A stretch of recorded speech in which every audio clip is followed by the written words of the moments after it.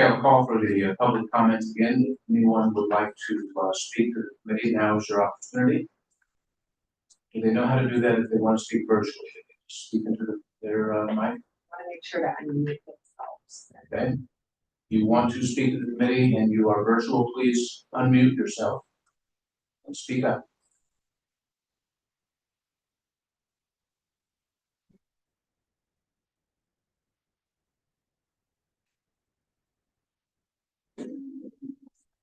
Please unmute yourself and introduce yourself, please.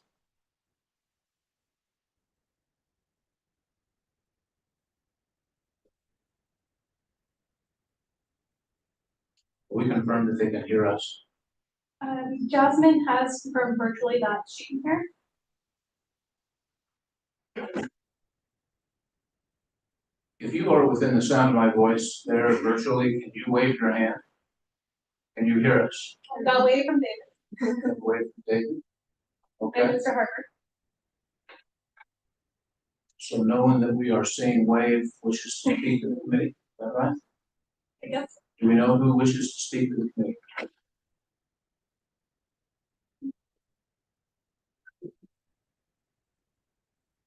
And just 1 second, Justin Graham is waiting now. So Justin Graham? Yeah. Okay, that's who we're waiting for? possibly, yeah. So Are we gonna hear from both Mayor and Mr. Graham? that was their intent. Yeah. So we're gonna hear from folks from Midland, Mayor Blom and Justin Graham, who I believe is the chair of the firefighter.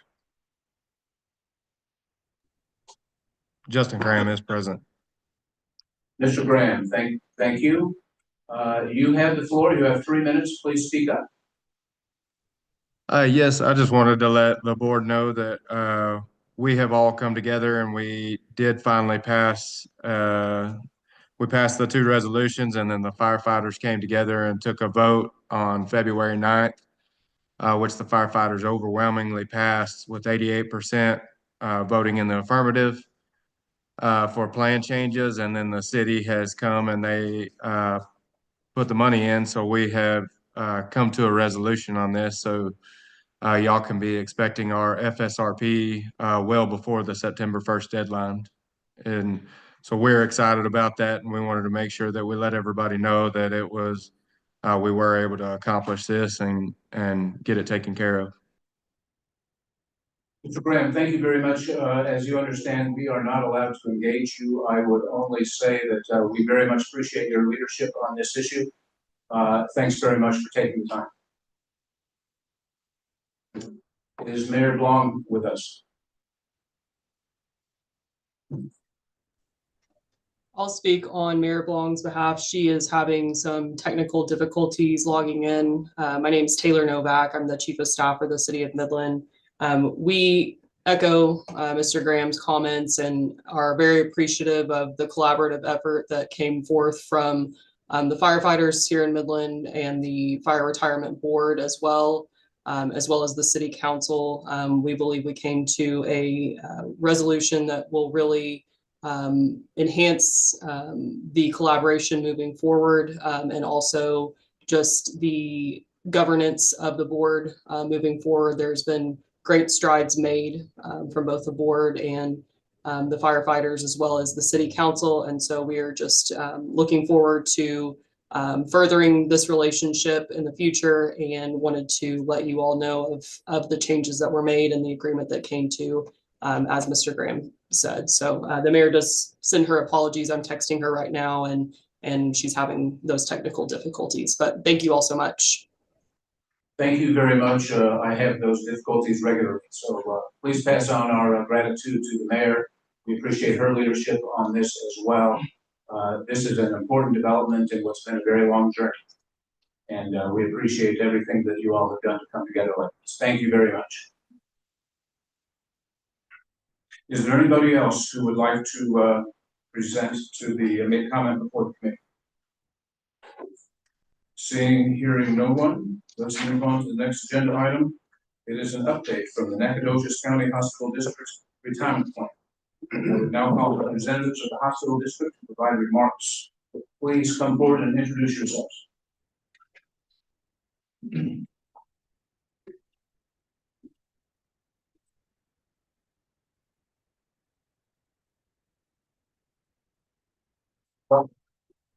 you.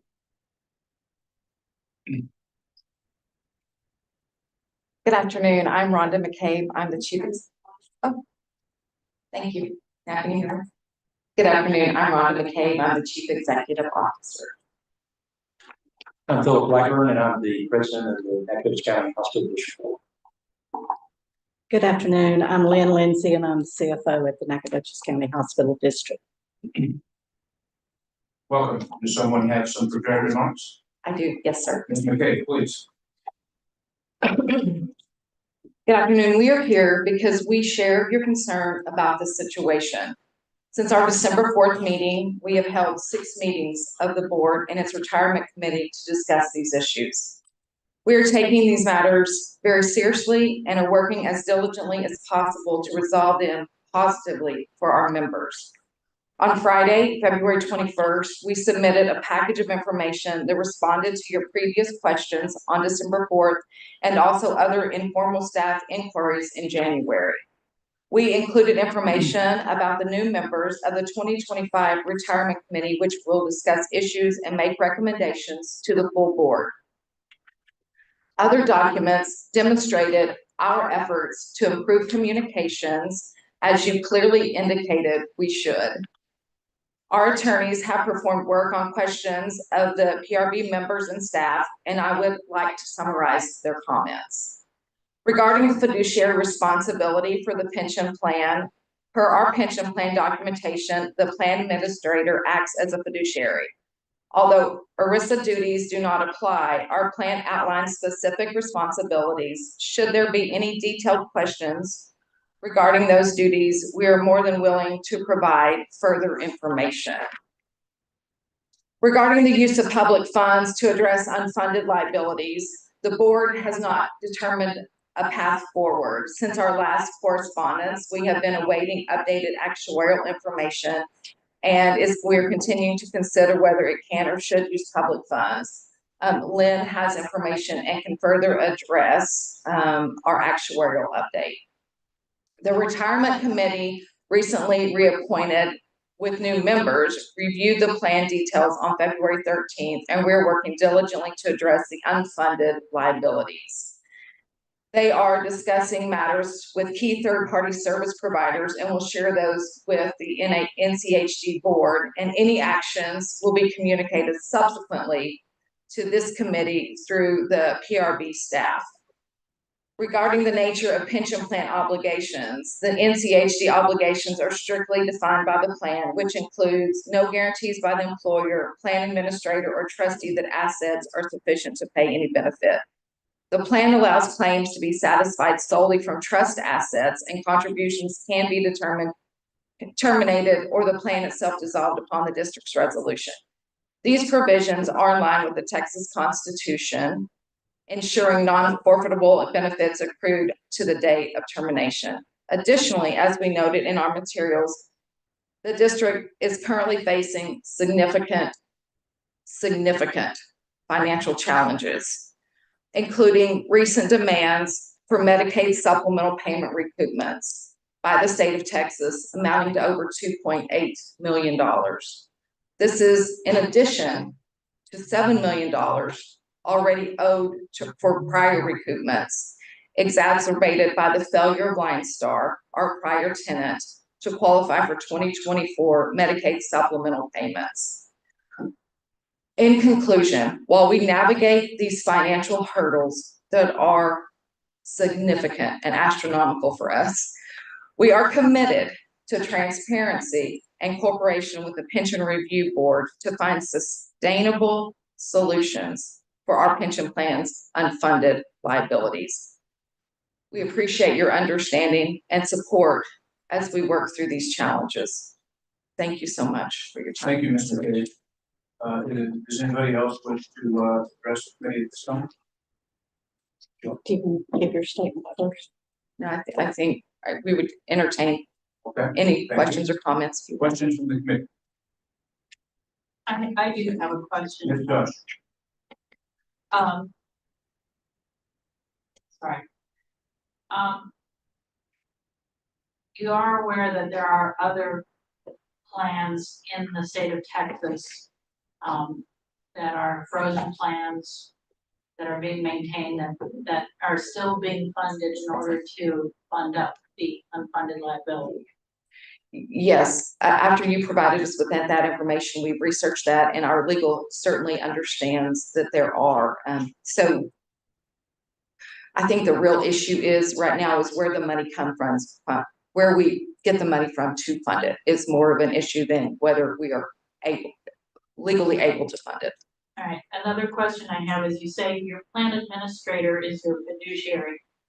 Who is responsible for making investment decisions about the plan? And why wouldn't that person be a fiduciary?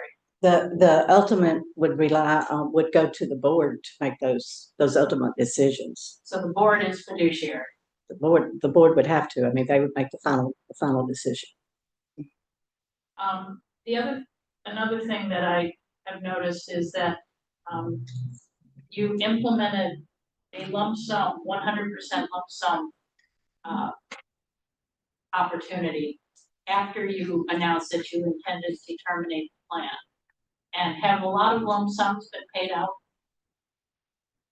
When Line Star, when the district sold the operations to Line Star in July of 21, the employees of the district that left and went with Line Star, at that point in time, they were terminated by the district and they had all availability to go and pull their money out. There were a lot of lump sum distributions between July 20, well, basically September, October 21, even up until we removed that. So would you go back and recoup money from those lump sums in order to satisfy the distribution equitably? If actives or other term vesteds are only going to get 50% of their benefits, but yet people who terminated after they knew their plan was going to be terminated, if they pulled out 100%, is there any, have you thought about what are you going to do? You know, some people got 100% of their money, others didn't. No, I understand your question, but no, ma'am, we have not discussed what that would look like if we did term the plan and what kind of equipment we may have.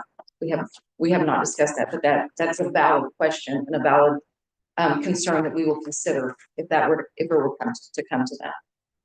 And the other thing is I understand that you can terminate according to the plan document, and that some people will be shorted, they won't get their full accrued benefit.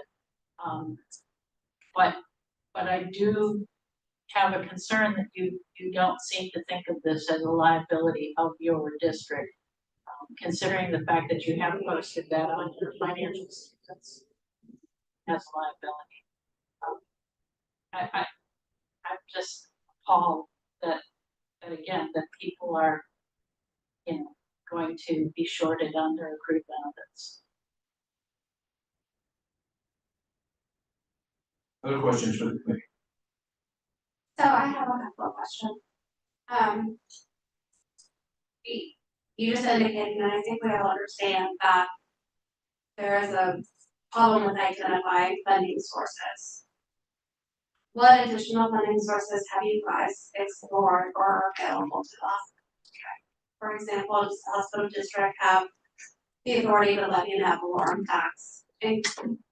Yes, ma'am, we do, and that is certainly an option that we will feel like is necessary to explore if it comes to that, because we do have that option.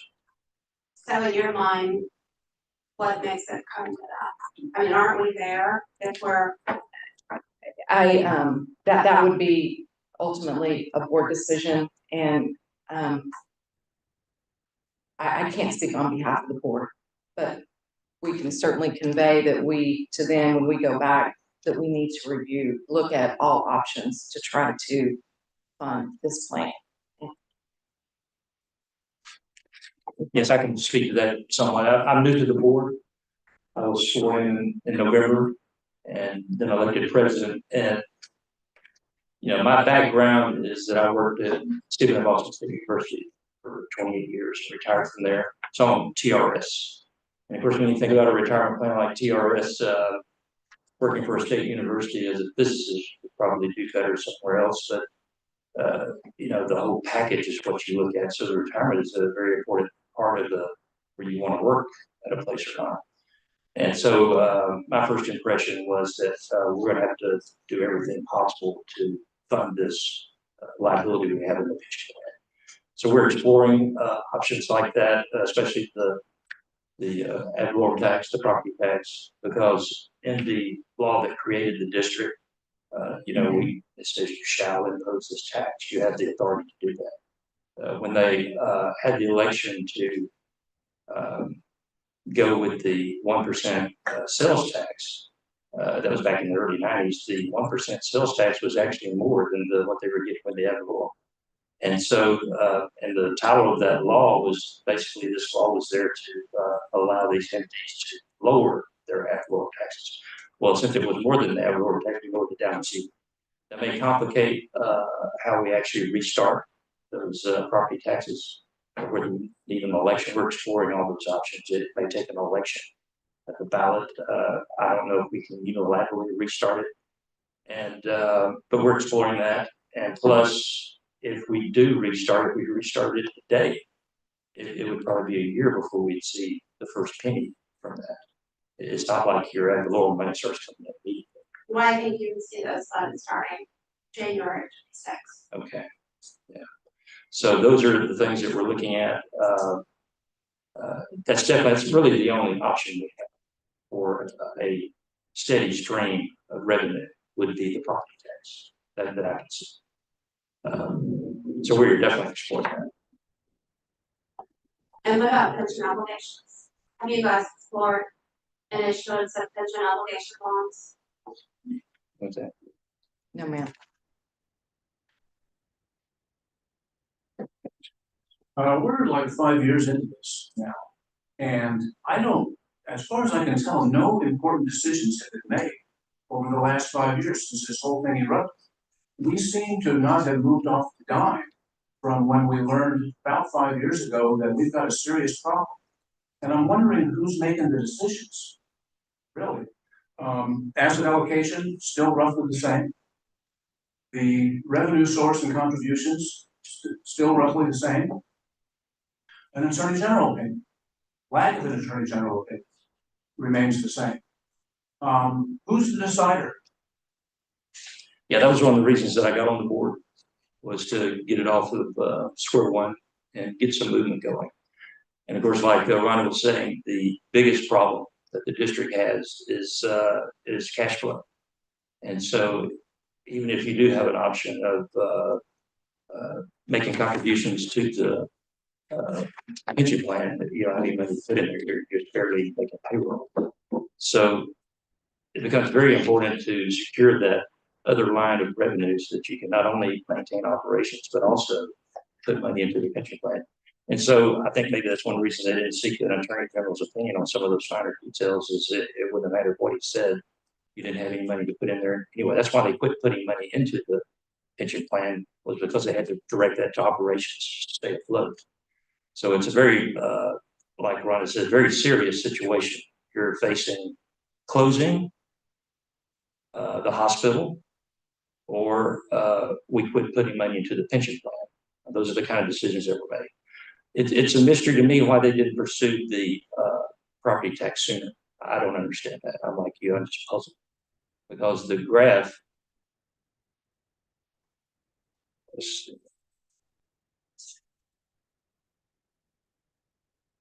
is from a newspaper article back in 2018 for the net position of the hospital. And that's not rocket science. When I was doing physics, we had a lot of math, calculus 4, advanced calculus. You could show this to a third grader, I think they understand. So from here to here, something should have been going on with seeking another source of revenue, like the property tax. Yeah, well, we've been talking to you for a few years and nothing has changed. That's right. Has the asset allocation changed? We still roughly 60-40? It is still 60-40. Who makes the decision to change the asset allocation? It's crazy to be sitting there 60-40 with a closed plan that's substantially underfunded. Whose decides? Whose decision is it? And when are they gonna make? a decision? What would I mean, you we were here recommend for that? Sorry, we were here last September having this same conversation. And there seemed to be a consensus in the room, yeah, asset allocation's not changed. Here we are 6 months later, hadn't changed. It's like nothing's changing, nothing's happening. I think it's outrageous, What ratio would you recommend? sir. What ratio would you recommend? Well, I'm sorry, that's not my job. Less than 60-40, for sure. I'm a little surprised there's no attorneys who represent y'all showing up at this meeting. Seems like they've got an important role to play here.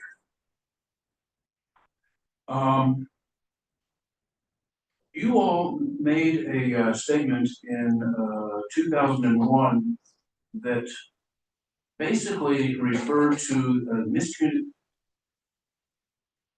What I said? Sorry, 2021. July 2021. You made a statement that due to miscommunication from the Pension Review Board, the committee was unable to follow through and present the information to the full board. And that sounds a lot like you are placing the onus, the responsibility of your lack of communication to your members, perhaps lack of action on the Pension Review Board. I would really like, excuse me, I would really like assurance from this group that the Pension Review Board is blameless in this challenge that you all are facing right now. Because frankly, the timeline doesn't add up. Given the facts and circumstances on the ground, it was not a viable statement to suggest that the Pension Review Board was at fault for miscommunicating to your members. And I'd like some assurance that you are not holding the Pension Review Board responsible for this, much less making that communication to your members. Right, I wouldn't have made that claim. And what we're doing now, we just formed a retirement committee. I made for certain that there would be members on that committee that one of them is a pensioner. And she is in touch with many of the pensioners. And there's also another person on the retirement committee that's very knowledgeable about pension plans. Spent her whole career working with pension plans. So we are holding those meetings with the most transparency possible. And it's very important to us to communicate to the pensioners. I attended one of their meetings, and there are several hundred of them that are communicating with each other on a regular basis. And when I went to the meeting, I not only found out that I was a Ben born in Nacogdoches, I'm also a BAM born in Memorial. That's a very cohesive group, and they're very proud of the work they've done. So my goal as the new chair of the Nacogdoches County Hospital District is to make sure that we take care of those pensioners. That's what my goal is. I'm one vote on the board, but because I'm watching very closely what's happening now, I'm going to do everything I can to make sure that we do what we said we're going to do. Okay, I'd like to ask that if the district believes that the Pension Review Board is in part at fault for the communication made to your members, that you let us know on what basis you're making that claim. I do not want to hear that you guys are telling your members that the Pension Review Board somehow miscommunicated. That is the source of some of the difficulties you all face. Right, I don't see it that way. I will respond to that because that statement came from me. And it was not blaming the Pension Review Board. What it was trying to communicate was the Pension Review Board said one thing, we heard something different. There was a miscommunication in that regard, but it was not blaming the Pension Review Board. Due to miscommunication from the Pension Review Board, the committee was unable to follow through and present this to the full board. Therefore, we find ourselves in the position we are in now, exactly what we were trying to avoid. Sounds like blame.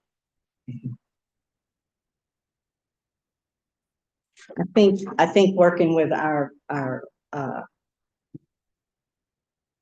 consultant in communications, we can definitely put out a statement that we are not blaming the Pension Review Board for any of this. Thank you very much. I think we would appreciate that. We have been here to help, we are here to help, and we will be here to help any way we can. But we can't do it for you. Somebody's got to change that asset allocation. Somebody's got to seek that Attorney General's opinion. And to me, the question of the Attorney General's opinion and what you would do with that information, it's not really a viable response. More information is always better. And if we get feedback from the AG, one way or the other, that is more information to consider in your decision-making process. One last issue, please. I'm sorry, I'm a little thick. Can you clarify who the plan administrator is?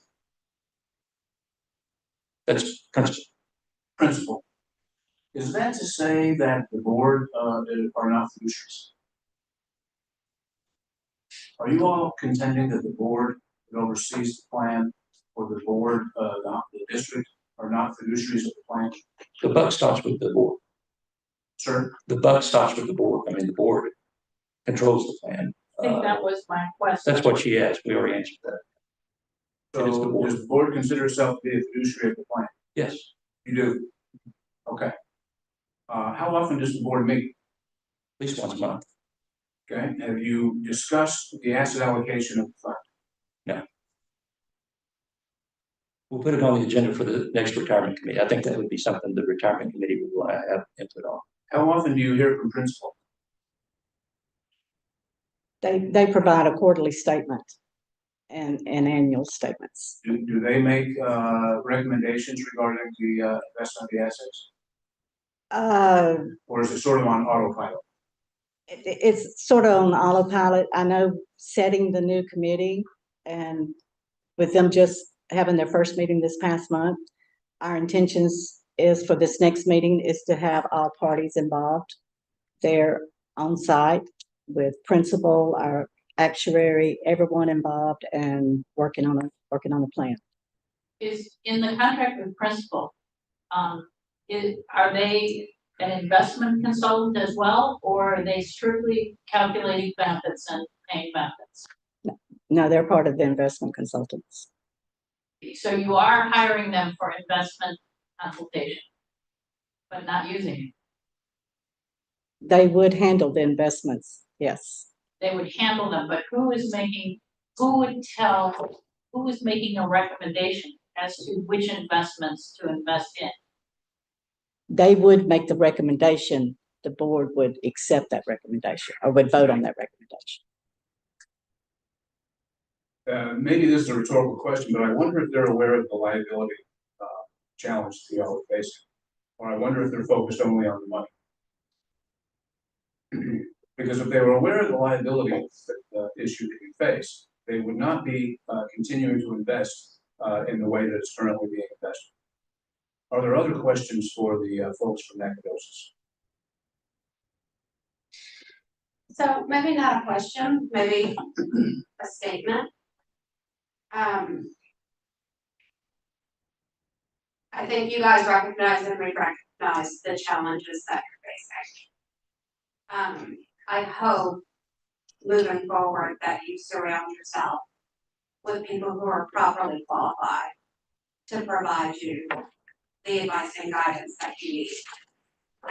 Because sitting up here, it doesn't seem like you have the resources that you need in order to make some of these decisions. To have these issues be present for this amount of time and to not even consider the levy of an ad valorem tax to generate an additional source of funding, and to let the problem compound, and then to provide the legal analysis that was provided without even identifying this as a potential source of additional funding, to provide legal analysis regarding the ability to make additional funding without even acknowledging the constitutional protections that pension benefits are guaranteed. I just feel like there are a lot of holes in the information that is either being provided to you all or being provided to us that need to get filled in order for this problem to be solved.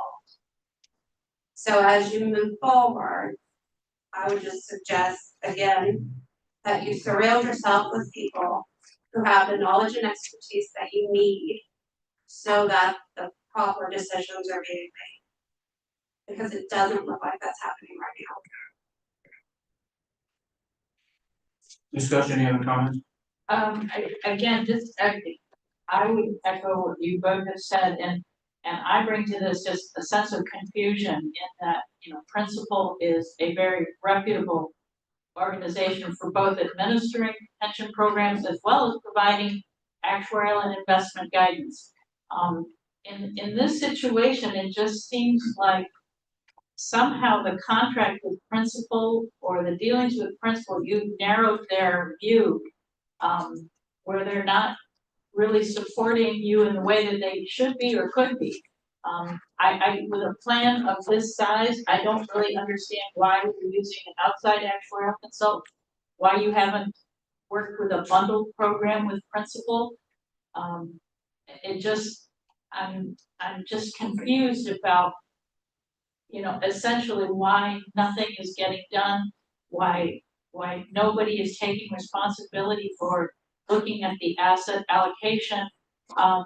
And again, I'm very concerned about the fact that that you've allowed these 100% lump sums after you signaled the fact that you were going to terminate the plan. Those 100% lump sums drained a lot of the assets out of the plan. To me, there's a very large fiduciary issue associated with that, and I would be very concerned about, essentially that's an investment decision to allow 100% lump sums at a time when you're trying to maintain assets in order to fund a termination. So again, I'm not asking the question. I'm still continuing to bring a confusion to this issue of why things, there's no resolution coming after so many years. You all, the plan is a public pension plan. We could count on one hand the number of occasions where a public pension plan has failed to meet its obligations in this country. And if you fail to meet your obligations, you're going to be on a very short, anonymous list that you do not want to be on. A pension is a sacred promise. This is not nothing. This is not some anonymous liability. These are real lives. And from our standpoint, we see nothing changing, except you've hired a very capable, very good communications person. Who presumably is being paid from plan assets. Is that correct? No. So you found money to pay him then outside of the plan?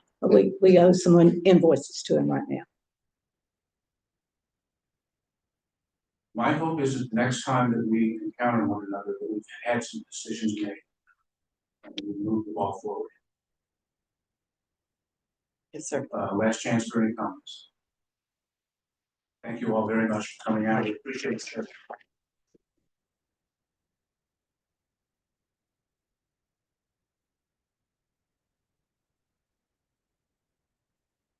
Next up is Beaumont Fireman's Relief and Retirement Plan update. Representatives of the Beaumont Fire Pension Plan City, please come forward, introduce yourselves. Welcome. Have some updates.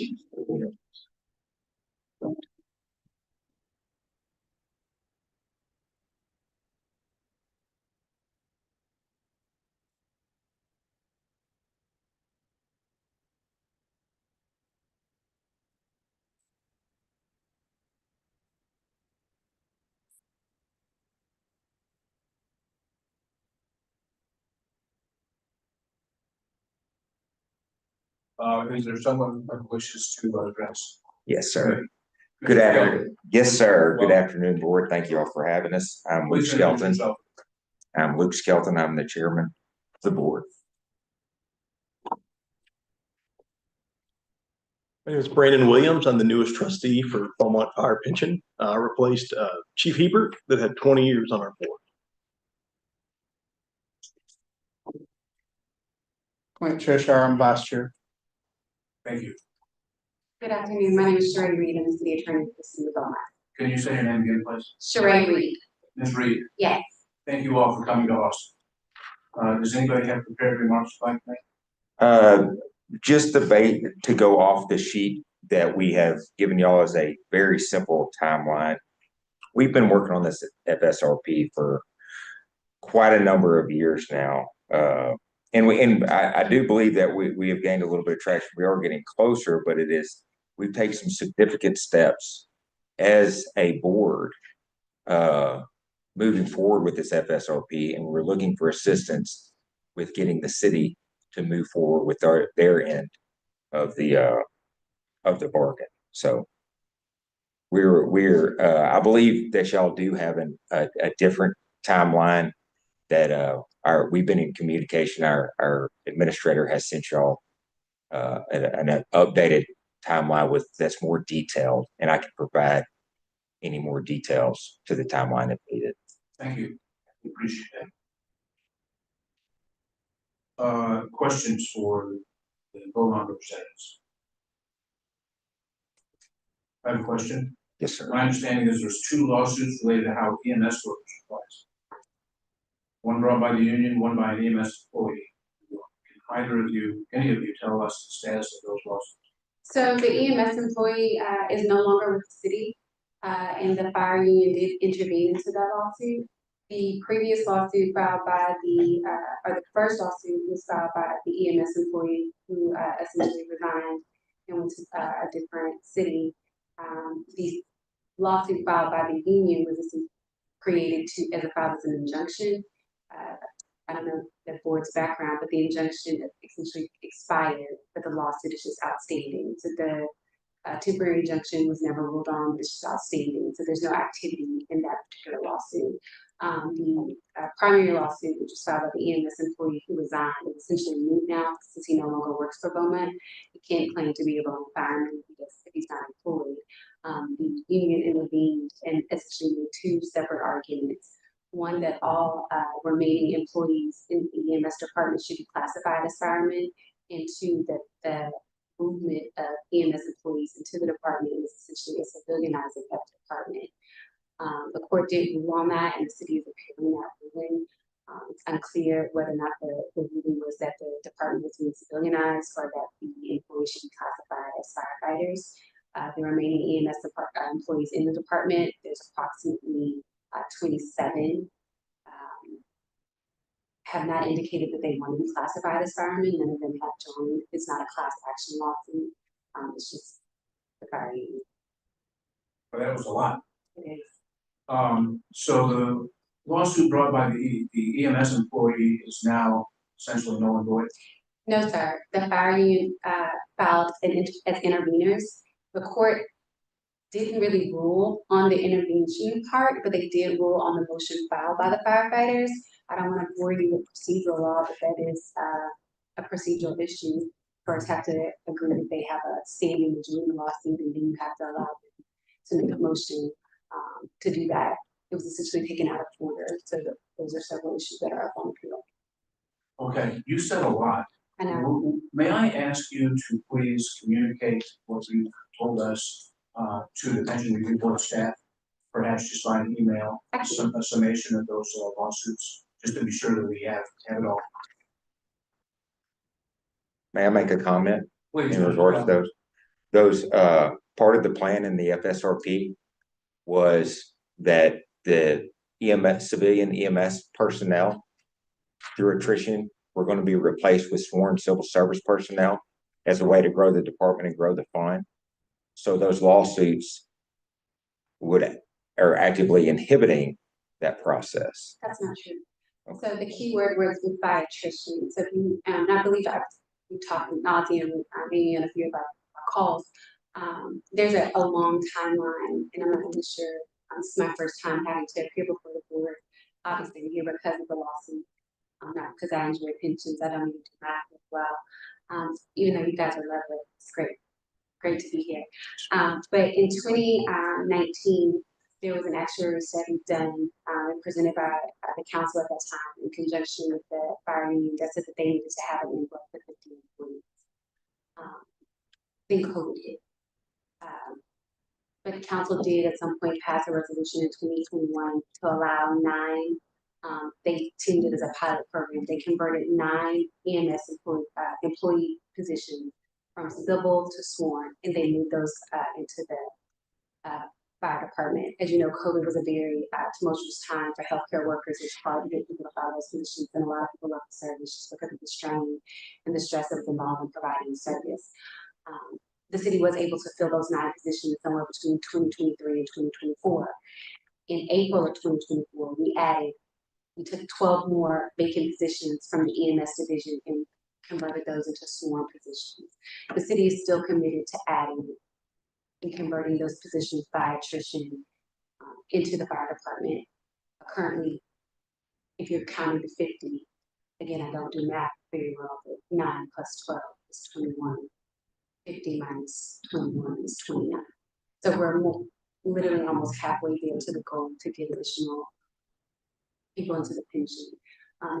In some of our conversations that we've had with the review updates, one of the suggestions was for us to look at funding those vacant positions. And the city is prepared to fund the positions that we add to the pension. At this point, 10 vacant positions, and then looking to add other vacant positions into fund those as well. Make a comment. She stated that the plan was to hire firefighters, sworn personnel through attrition vacancies. When was the last civilian test held to replace those vacancies with civilian employees? So we don't hold civilian tests, we hold sworn tests. Oh, okay. So there's, I don't keep up again, I'm not a civil service director, I don't keep up with the civil service director's positions, but I know that there's been several attempts to hire. It's just, administration is looking into ways to change that. The last time we spoke, we were in the middle of contract negotiations. Obviously, those things came up. And so there is a pathway to looking into changing, how we hire, the best way to hire and recruit other employees. Part of the contract negotiations considered was that one of their funding surveys said that they needed at least 3 to 3.25 payroll growth. We offered 7, 4, and 3, which is basically a 14-year increase over a 3-year period. Funding the 10 positions would also offer anywhere between $131,000 to $150,000 a year additional into the pension. I guess maybe I'm sorry. Maybe I should have asked my question differently. Is there current movement towards hiring civilian personnel in the EMS division? I believe it was Tuesday we had 2 a days ago. civilian hiring test. So there is active movement against making those personnel sworn personnel. That's not true. In April, we added 12 positions. Those 12 positions have not been filled. There's an active push to fill those positions, but the city still has to provide EMS services. You can add those positions in one department and not fill them and continue to fill the other, but that doesn't fix the problem. Okay, I'm not a judge, but I appreciate what you all have had to say. Let me ask this, Mr. Reed. Is the city committed to fully funding the Beaumont firefighter pension?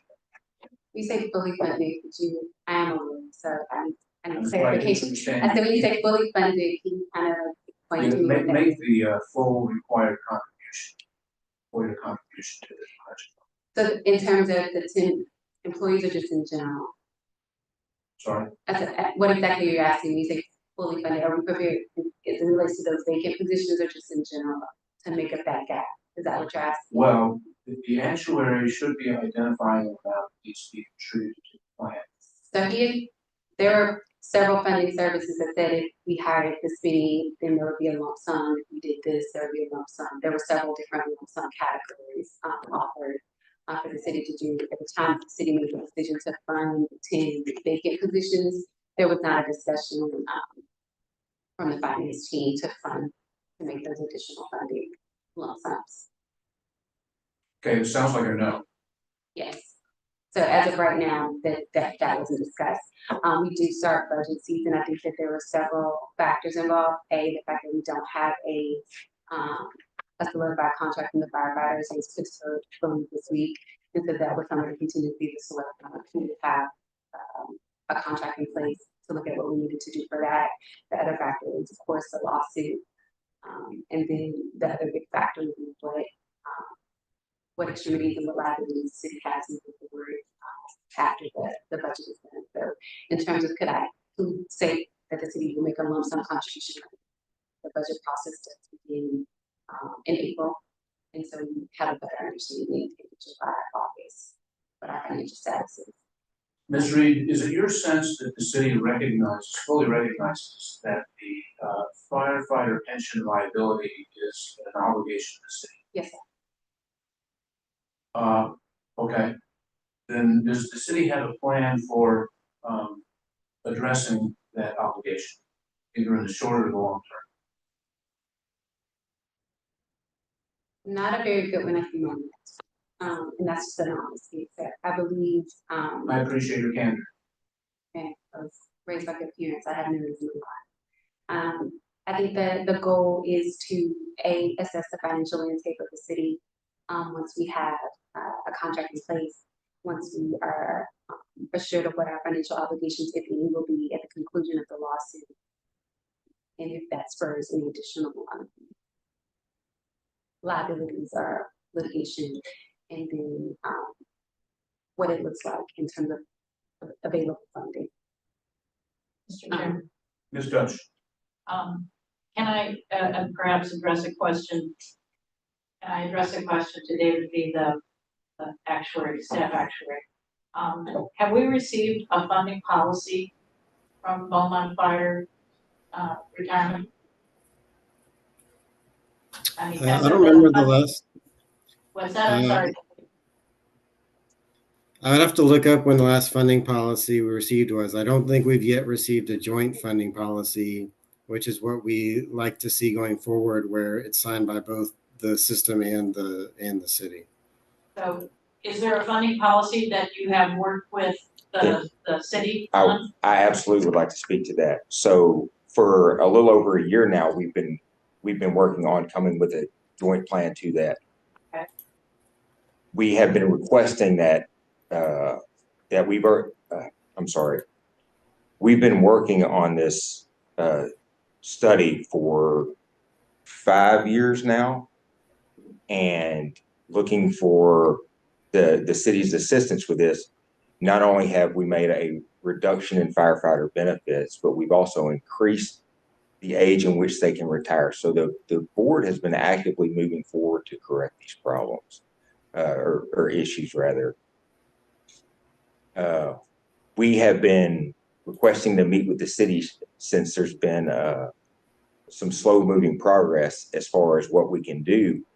We've been asking for a little over a year that they contribute to the vacancies, and just last Tuesday did they request a meeting regarding that, and we met this past Monday.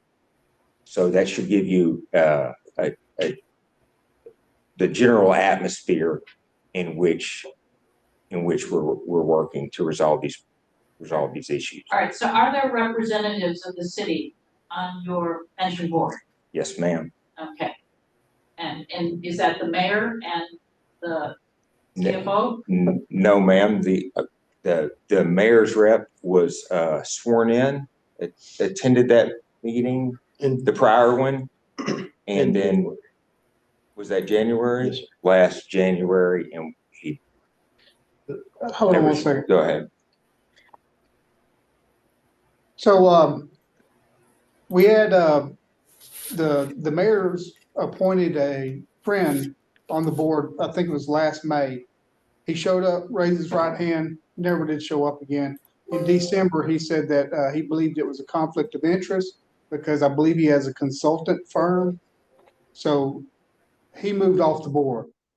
And, since then, we've had, 2 CFOs of the city, each one of them leaving in December. And the latest one was Cheryl Ray. She left in this December. And then the year before that was Todd Semino, and he left. And they left the city with no jobs waiting or anything. So now we have 3 people sharing the one CFO position. And I don't believe we have a representative for the CFO, but the mayor has appointed June Ellis, Who is one of the assistant city managers CFO. / CFO. But that person has not yet participated in a He board has. meeting. He's been to one board He meeting. was sworn in January. So you've got a missing vote from CFO. the CFO vote. Yes, ma'am. And actually, he is one of the, which he expressed to us in the meeting, he's one of the people splitting the responsibilities of the CFO. One of the 3. But So he's the mayor's representation on the board. But maybe to answer your question, there was active involvement until about, I'm not sure when Catalina was. Chris Catalina left in April. The city fired him So unexpectedly. but we did have those positions were filled by city employees. All right. Yes. Is Beaumont supposed to be filing an FSRP? It's due in September. All right, so we've got an FSRP due in September that is the joint responsibility of the board and the city. And it does not sound like there's movement in that area or any coordination yet in that. I can forward y'all a timeline of our communications emails where we've requested meetings. Like I said, we requested, we've been requesting a meeting for over a year to talk about these vacant positions, and we didn't receive a response to have a meeting until last Tuesday. All right, when you say that, you're talking about the vacant Firefighter positions. firefighter Tell her how position many we on got. the board, or you're talking about the EMS? No, that are vacant firefighter positions within the fire department. We currently have 30 or 29. 20. There's 27. It's 20. 10 of those are, I'm sorry, 12 of those were the ones that we added in April. The other ones are from resignations and retirement. Okay. So, again, my confusion here is it seems like everybody thinks that if you just get more firefighters named on the, with them making contributions, that all your problems go away. My thought is that's probably not the situation, that more needs to be done here. May I speak to that? In February of 2022, due to the FSRP, it was brought before the board and voted on, and a new tier was implemented, reducing the benefits for firefighters and extending their retirement age 5 years. So there's been active movement. Also, we got rid of the prop. And we got rid of the prop, another benefit to it. So there's been active movement for a number of years from the Went up on board. contributions. Yes. And that's what the timeline highlights. So we've seen in 2020 is when we got rid of the prop for our retirees. We also changed, and as he said, the second tier, we can't do contributions for people that were hired after 2022 until they're 55 years old. We also reduced their multiplier from 63.5 to 60%. And we've lowered assumption rates. We've also went up in our contributions. We're putting in 18% as employees into the fund, which is a lot. Yeah. And so, and that was one thing during even our negotiations was they offered that part of our raise was to offer 2% that would go to the fund on the city side. And so, that's kind of where Coming out of our raise. It was not a raise compensation package. We offered a percentage. We said that a percentage of it would be offered towards the pension. That was rejected, and they asked if the pension discussions and contract negotiations no longer be combined. And so that was removed from the contract. From the start of cities negotiating, pension contributions have always been considered as a part of the contract. This year they decided that they no longer wanted that. So we've always presented a compensation package that included wage increases and an increase to the pension. It was not intended for them to It didn't change the package at all. Ms. Reed, I'm sorry, I didn't get your role in the city. Are you an attorney? I am the, You're the city attorney. yes, sir. Thank you. For new EMS employees hired today, what plan are they participating in? TMRS? They're civil service today. They're not civil service, they're civilian employees, and all of our employees will participate in TMRS. Thank you. With whom is the city negotiating pension contributions? To the union or the pension board? So previously, the pension board would present their asks to their union reps, and we would negotiate with the union on all contractual benefits. At the time, the pension was considered a contractual benefit, the article pension. This go around, they asked for that to be removed. So pension negotiations are no longer done to the union, done directly. Thank you. That only, we used to never negotiate contract, pension stuff with our contract. That came about, I want to say, I can't remember exactly numbers, around 2015, where we were going to go from a 15% contribution to 15.5%. Only if the city did, so we put it in a contract to hold their feet to the fire on it. Thank you. Dovetailing on the question that Ms. Dutch asked, most systems and their sponsors send joint FSRP updates every 6 months.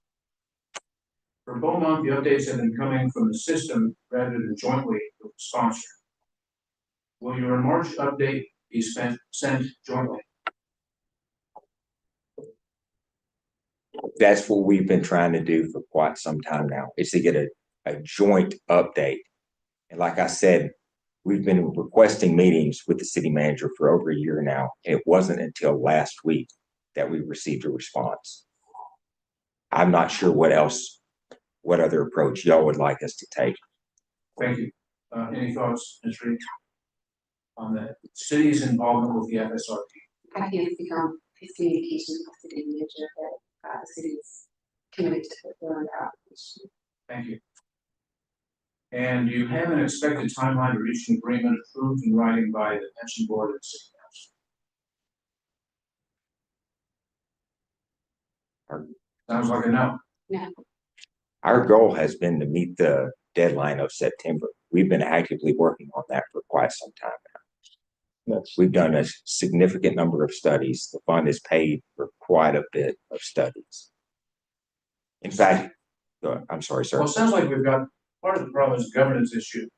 People aren't showing up on the board meetings. And it sounds like the city has not really embraced its commitment or obligation to the to funding the pension fund. Does anybody disagree with those observations that I think we're making on this side? So in terms of people not showing up, obviously not my appointees. I think that the mayor's appointee that he was attempting to appoint someone he thought would have additional financial knowledge, and that individual had a conflict, and obviously did communicate that to the mayor timely. The new appointee, Mr. Ellis, is the mayor's appointee. He has a financial background. The city will be fulfilling the CFO position, obviously making an appointment to that. It was our understanding we reached out and asked, could an interim CFO, one of the individuals dividing those duties, sit on the board, and suggested that it would be someone who's appointed as interim or the CFO itself. So, in keeping with that, could appoint someone. So, prior to that, there was not an attendance problem, but I do think that there was some city managers to have people, those employees who were serving on the future people weren't accurately communicating back to him the information that needed to be done as it relates to what was going on, what happened. The city manager is relatively new. Prior to that, our city manager was in place for over 30 years. And the individuals, there was some pretty good consistency and lineage. Those individuals have been in place for a very, very long time. The city manager joined the city in 2022 and assumed those roles, although I've been with the city for 10 years, I did not have to do with the pension review in my capacity as a litigator. In my capacity as a city attorney now, obviously advising to the mayor and the city manager, I'm more actively involved in it. But I don't think that the problem was governance. I think that it was probably some transparency on the part of what the obligations and what needed to be happening. Obviously, just a city manager just coming in and needing to learn the waters, if you will. Okay, thank you, Carl. You- Yeah, I mean, maybe not a question, maybe a suggestion to take back to the city by way of communication. Is that when the pension review board, when the FSRP statute was amended, it was really important for the board, for our board, that the FSRP be jointly adopted by both the city and the plan, so that we understood when an FSRP was submitted to the board, that this was an actual plan that had the opportunity to be successful. Prior to the change of law, we would have pension plans come to us with an FSRP that had, you know, benefit reductions, contribution increases that no one had reached. And so from the time it was submitted to the board, in most instances, it had very little chance for success because no one had signed off on it. So I think what I would like, and you all can tell me if you agree, but the communication to go back to the city as you move through this budget process, the city's active participation in this FSRP requirement for the pension plan should be built into the city's budget, whether that's through lump sum, increased contribution, funding positions that are currently vacant, EMS incorporation into the plan. It doesn't have a preference how it happens, so long as, again, we have some type of active movement bringing us towards resolution. And I think the budget process starting in April, folding that process into your budget process to ensure that whichever options are picked have the opportunity to be adequately funded would put everyone on a path to success, especially when we line up budget adoption, tax rate adoption in relation to the September deadline for the FSRP. I think that those timelines line up so that if we do have active participation and involvement from the city in the process, that this all can get resolved before our FSRP deadline. I mean, we're at 6 months to September 1. So I think that they're just, and I understand that there has been termination and replacements of the city's representatives on the board, but essentially, in my mind, it's kind of no excuse. It's like, get somebody there, start working on this so that there is a plan that can be adopted for September 1. May I speak to that, ma'am? We have had an actuarial study over multiple years and have multiple plans that we have submitted to no avail. So you're asking for a joint update. Is there anything that we can do further or that y'all can do as far as like monthly updates so we do have some feedback as far as this progression? Because like I say, we think that we have been doing everything that we can. Maybe we need to do more per y'all's viewpoint, but we're also looking for a little bit of guidance there to come jointly together. If I said that correctly, if y'all understand what I'm saying. We can encourage, coax, inform, cajole, nudge, Okay. and review. Sir. Yes, sir. But we can't do it for you. Yes, sir. But these are legal obligations that the city and the fund have. And you all have an FSRP that's due. And that FSRP has to be signed by both parties, the city and the client. So, Ms. Reed, if you'd kindly communicate our thoughts and concerns to the council and the city manager, we'd be grateful. Duly noted. We appreciate you coming out. Any other comments or questions? Thanks so much for coming to Austin. Thank you. Meeting. Thank you for having us. Yes, thank you.